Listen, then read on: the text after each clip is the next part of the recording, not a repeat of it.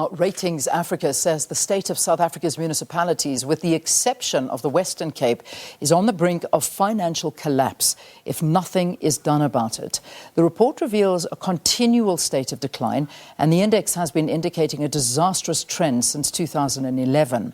This has resulted in residents and businesses suffering from poor service delivery, lack of economic growth, and disinvestment due to lack of infrastructure maintenance and development. The information is published in Ratings Afrika's annual sustainability index for the financial results of 100 of the largest local municipalities and 8 metros for the financial year that ended in June 2021. We've got Leon Claassen with us. He's an analyst responsible for Municipal Financial Sustainability Index at Ratings Afrika, and he joins us on the line to talk about this. Leon, thanks so much for your time. Good morning. Thank you for having me on. I suppose let's get the scientific method behind all of this. Your scoring model, how does it work? What does it evaluate? Yeah. It's a scoring model that we've developed many years ago when we still doing credit ratings on municipalities.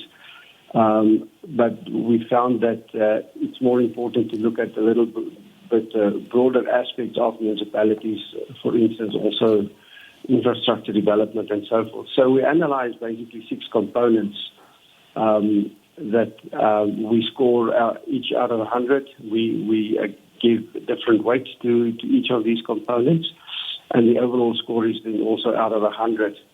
And yes, as you mentioned, we cover the largest 100 municipalities in South Africa and the 8 metros. Yeah, and it's not a great result, and that's something that we're looking at, and it's a great worry to see the state of municipalities in South Africa. But one of the things that you do say is that those municipalities that have heeded your advice and did what you, I suppose, advised them to do to change, do a little bit better. So what are the weaknesses that you suggest and you find in municipalities, and what advice do you give them? Yeah. Well, we're not consultants. We merely measure the sustainability of the municipalities. But as we've done that, started many years ago, some of the municipalities have then actually contacted us and say, we understand, we acknowledge we have a problem.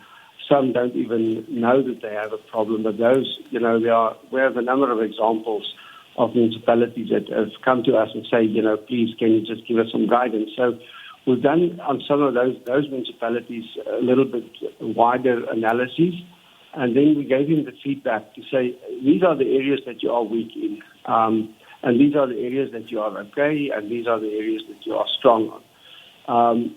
And then the municipalities, they've taken ownership of that and said, we want to improve our situation. And they've devised policies and strategies to improve their position. And over a couple of years, they have been able to increase the score on the sustainability model. But I think more importantly, it's not only about the score. We have one municipality that has scored, I think it was in 2012, only 21. And they've taken that to heart, and they've developed, and over a couple of years, over about, I think, 5 years, their score was in the 50s. But more importantly, I think, is that the infrastructure development, their spending there was only about 30 million a year. Mm-hmm. And over that 5-year period, they've also been able to increase their spending almost 3 times to close to 90 million a year. And that has been at that level ever since. So, and that is what we want to achieve, is to improve the sustainability of the municipalities. And yes, we're glad to say that for a couple of them, we have been able to assist in improving their situation. Some experts in municipal matters say the problem is the funding model, something that you speak to. How much of a problem is this? And would a different model, which actually channels more money towards municipalities, help solve the problem, or is it more a management issue and the people that are actually in charge of these municipalities? Yeah. Well, our personal view is that it is more a management problem. Because when you look at some of the municipalities, most of them are in the Western Cape, but there are some of the municipalities in other provinces as well, that they are doing what they're supposed to do, and they are financially sustainable. So I think it's not the funding model of the municipalities that is the problem. I think it's by and large the management and the governance aspects at the municipal level that's lacking.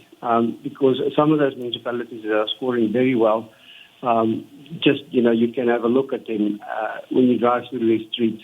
You can see there's something happening there. So if it can happen at some municipalities, and there are quite a number of them, it can happen at all municipalities. So I don't think the funding model is a problem. Management is the problem. You know, and that's the reality, is that many people are just saying and feeling, I mean, we see it, is that infrastructure and a lot of municipalities around the country are crumbling at a pace we've never seen before. And Sure. this is a great concern. So when we look at financial sustainability, this is basically the ability by municipalities to deliver services, to develop and maintain infrastructure, which is clearly not being done for residents, with no unplanned increases in rates and taxes, and to be able to handle adversities that come naturally, economically and politically. I mean, we see this with what happened with the floods. Now, this index also focusing on the period before June 2021, and that was a month before the July uprisings last year and before the floods that I spoke to. If you look at just KwaZulu-Natal right now, what should have been the outcome if the municipalities were well equipped to deal with the tragedies that we saw happening? Well, as you say, as you mentioned there, you know, part of the whole concept of financial sustainability is to have financial reserves to absorb these kind of shocks that come around once in maybe 50 years or 100 years or something like that. But most of the municipalities are not having that reserves to be able to protect themselves against these shocks. So I think when we look at KwaZulu-Natal situation there, because I think there was a lack of infrastructure development, especially maybe stormwater and things like that, that exacerbated the situation when there was a flood. So it all comes back to the financial capacity of these municipalities to do the right things, to make sure that the infrastructure is at the top level, and also that they have the financial means to absorb these shocks so that they can recover from that. And unfortunately, many of the municipalities are not in that position. And it's worrying, because at the end of the day, the people that are suffering the most because of this is the residents in that area and the people that live in these places. And this brings about a great worry. And I mean, if we see this continuing, and you know, if we look at sort of a worst case scenario, many people are talking about unrest that we've never seen before. I mean, we saw it in July, but you know, this is it's unfortunately a cauldron that's about to boil over. That political unrest could be a reality in most parts of the country because people are not living in dignity, and that's purely because of the things that we're talking about. Is that a worry to you looking in? Yes, I think that is you know, one of our primary concerns at the moment. The majority of people are sort of still accepting that. But if it continues and going down further, political unrest is definitely on the cards. Because people are expecting to receive some services. Many of us, you know, the majority of people are paying for those services, but they don't receive that services. So they don't get value for money. And it cannot go on forever like this. Yeah. There has to be a turning point. And I think it's time that government starts to acknowledge that and realize that, you know, there's a big problem at hand, and that they have to do something seriously and very quickly. Yeah, and I mean, I know this has been an ongoing warning since at least 2011, and here we are all these years later, and it's getting faster and worse. The two provinces that really do stand out as the worst performing provinces, which perhaps we can talk a little bit to them, is the Free State and the Northwest. What's happening there? Well, to give you some example, you know, we normally have about 105 municipalities on our standard list that we analyze. This year we only could get to 100 because 4 of those municipalities are in the Free State haven't been able to provide financial statements almost a year later. So we haven't included in the index, and there's one in the Limpopo province that we haven't included. So that's just a sign of the inability of management to do their job properly. If they can't even compile financial statements a year after the financial year end, there's a big problem in the financial organization and financial management. So when you look at these municipalities in the Free State and also Northwest, they are scoring very low. And two primary reasons for that is that, they realize operating losses or deficits. So the income doesn't match the expenditures. The expenditures are way too high for the revenue base that they have. And that's basic financial management 101. I mean, you draw up a budget, and they are supposed to draw up budgets that reflect a surplus. But it seems to me those budgets are just thumbs up. And then there's no financial discipline to stay within the parameters of the budget. So at the end of the year, they've realized the massive losses, and that has resulted in the accumulation of what we call liquidity deficits as well, where their current liabilities exceed their current assets. So they don't have the means to pay their creditors, the service providers, and also the water boards and Eskom. And that's a big worry because, even though Eskom has its own problems, they still need the money from the municipalities to be able to operate. Yeah. And if the municipalities cannot pay the Eskom, that causes a big problem for the whole country. Likewise with the water boards. Well, it certainly does. And I mean, you see big major companies also moving out of these provinces, and these companies are the ones that do provide jobs. I mean, Clover in the Northwest was just one of the examples given. Poor roads, the lack of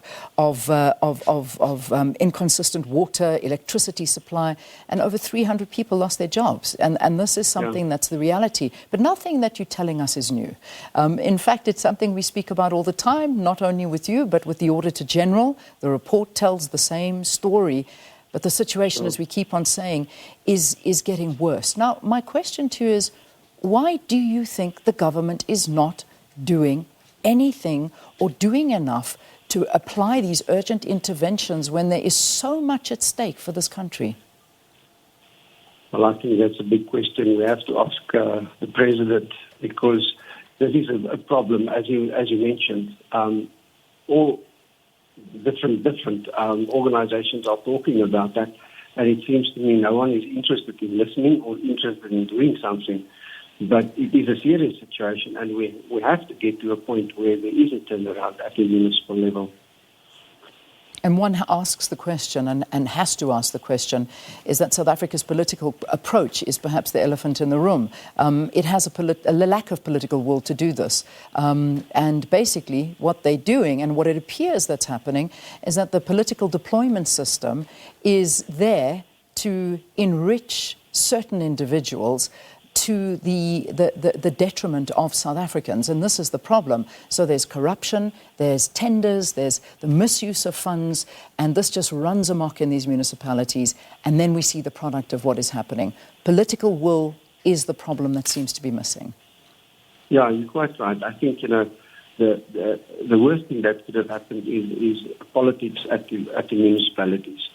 Because, the provision of water or filling up of potholes, that's not a political issue. That's a management issue. And we should move away from a political situation at the municipal level. All right, let's leave it there for this morning. Leon Claassen, thank you very, very much.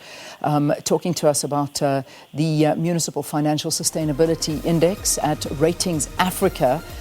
This index is basically showing that the state of South Africa's municipalities, with the exception of the Western Cape, is on the brink of financial collapse. All right, that leads us up to past 7 o'clock here on the program. Let's get the news. SK standing by.